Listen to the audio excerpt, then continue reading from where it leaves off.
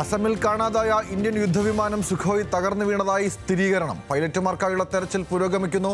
പരിശീലന ദൗത്യത്തിനിടെ വിമാനം തകർന്നു വീണത് ഇന്നലെ രാത്രി 8 മണിയോടെ. അന്വേഷണം പ്രഖ്യാപിച്ച് പ്രതിരോധ മന്ത്രാലയം.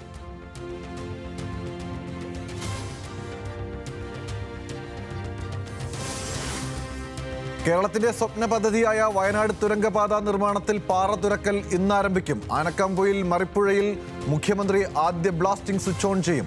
സുരക്ഷാ പ്രശ്നങ്ങൾ ഉള്ളതിനാൽ കർശന നിയന്ത്രണങ്ങളോടെ ചടങ്ങ്. പാറ തുരക്കുന്നത് ഓസ്ട്രേലിയൻ സാങ്കേതിക വിദ്യയിൽ.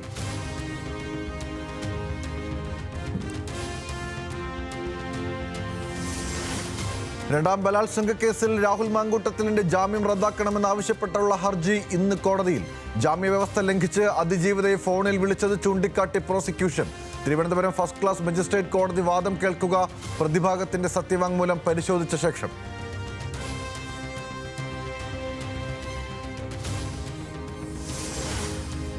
തെരഞ്ഞെടുപ്പ് ഒരുക്കങ്ങൾ വിലയിരുത്താനെത്തിയ മുഖ്യ തെരഞ്ഞെടുപ്പ് കമ്മീഷണർ ഗ്യാനേഷ് കുമാർ സംസ്ഥാനത്ത് തുടരുന്നു.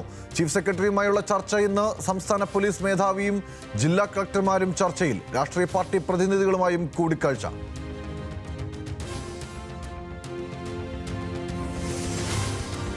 സംസ്ഥാനത്ത് +2 പരീക്ഷകൾക്ക് ഇന്ന് തുടക്കം. വൊക്കേഷണൽ ഹയർ സെക്കൻഡറി അടക്കം 4,79,263 വിദ്യാർത്ഥികൾ പരീക്ഷ എഴുതും. 1977 പരീക്ഷാ കേന്ദ്രങ്ങൾ സജ്ജം. പശ്ചിമേഷ്യയിലെ സംഘർഷ സാഹചര്യം കണക്കിലെടുത്ത് ഗൾഫ് മേഖലയിലെ പരീക്ഷകൾ മാറ്റി.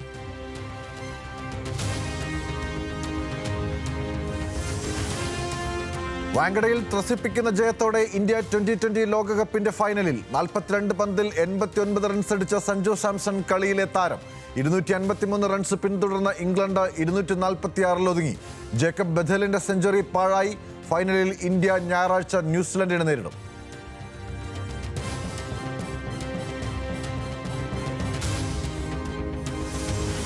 ഇന്ത്യയെ ഫൈനലിൽ എത്തിച്ച സഞ്ജു സാംസണിന് അഭിനന്ദന പ്രവാഹം.